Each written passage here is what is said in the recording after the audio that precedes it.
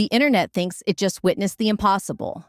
Not a tribute, not a hologram, but a ghost stepping back into the spotlight with receipts. Timelines flipped, feeds flooded, and suddenly one question drowned out everything else. If the culture decides Tupac didn't vanish in 1996, what happens to the power structure that grew after he was gone? Because in music, belief can bulldoze facts. And right now, belief is loud. Scroll for 5 seconds and you'll see it. Breathless posts, grainy clips, claims that sound too wild to repeat and too sticky to ignore. That's not new. Rumors have circled for decades. But something changed.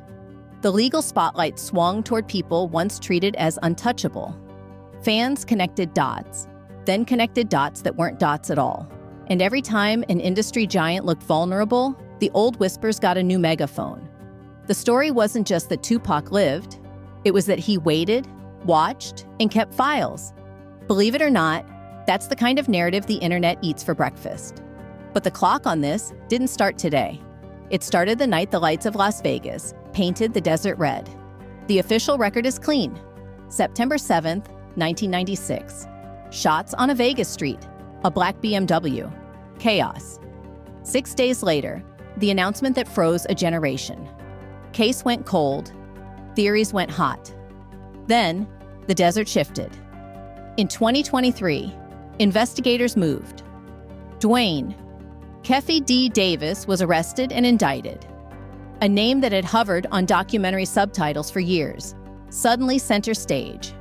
Courtrooms filled, motions flew, and the trial that many thought would never happen got a date, then got bumped to 2026. The system grinds at the speed of paperwork, and while lawyers argue, the internet doesn't wait. It races ahead. If the official story stands, why do the cracks keep widening? Because facts don't always satisfy. People want a why big enough to carry grief, anger, and revenge. Which brings us to an island 90 miles off Florida, and a relative the government still lists as a fugitive. This is where documented reality and rumor collide.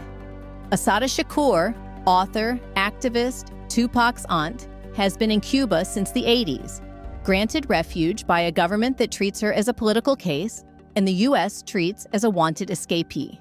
That's not internet lore. That's on official pages, press briefings, and wanted lists. And for believers, that single fact turns into rocket fuel. If family was already in Havana, if Cuba had a history of sheltering American fugitives, then suddenly the wildest theory gets scaffolding. Not proof, scaffolding. That's all a legend needs. Add in a handful of timeline oddities fans recite like scripture, and the story starts to walk on its own. But legends don't spread on paperwork alone. They need voices, and a few voices never really went quiet. Every few years, another comment surfaces, a wink in an interview. And offhand, you never know.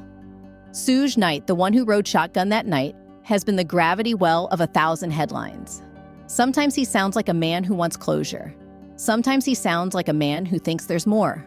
His son has fed the blaze with social posts, then walked them back, then stoked them again.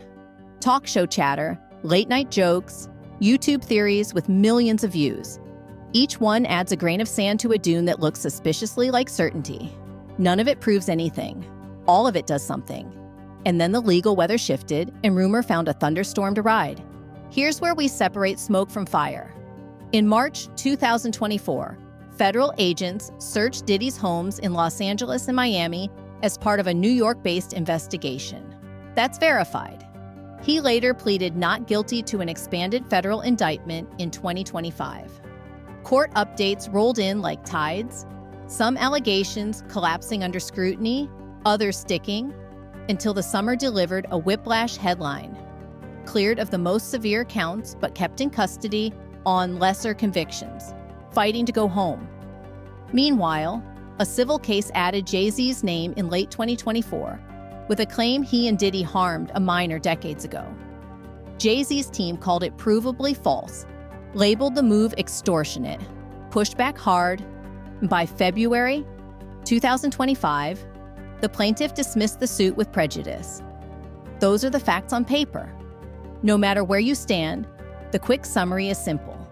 Legal heat rose, public patience thinned, and algorithms rewarded anything that looked like a missing puzzle piece. Fuel plus oxygen. All the rumor needed now was a match. This is the internet's favorite chapter. And it's exactly that, a chapter people want to read. The claim goes like this: Tupac didn't disappear, he documented. Not music, meetings, not bars, blueprints, decades of tapes, ledgers, dates, names. Some talk about a manuscript locked in a vault.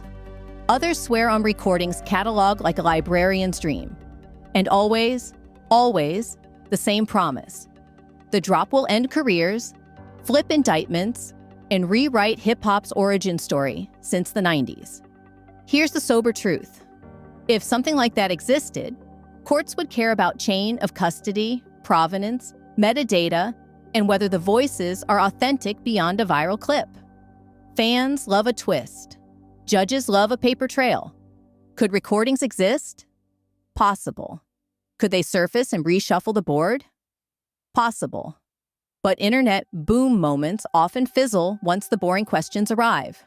Who recorded what, when, how was it stored, and who touched it? Until those questions get real answers, this remains what it has always been: a story with perfect timing. Still, you can't dismiss the gravity of a myth this strong. Even without a single tape, belief is already doing damage. Or, depending on your angle, delivering justice.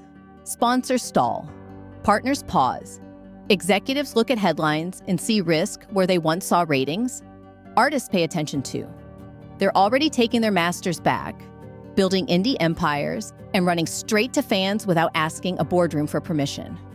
The new equation is brutal and simple. If the audience decides you're compromised, you are.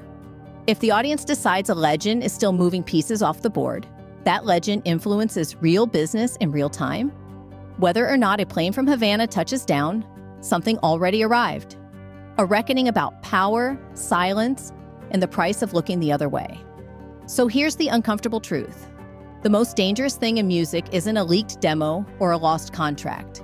It's a story people decide to believe. Maybe a vault opens tomorrow. Maybe nothing concrete appears. Ever. Either way, the message has landed.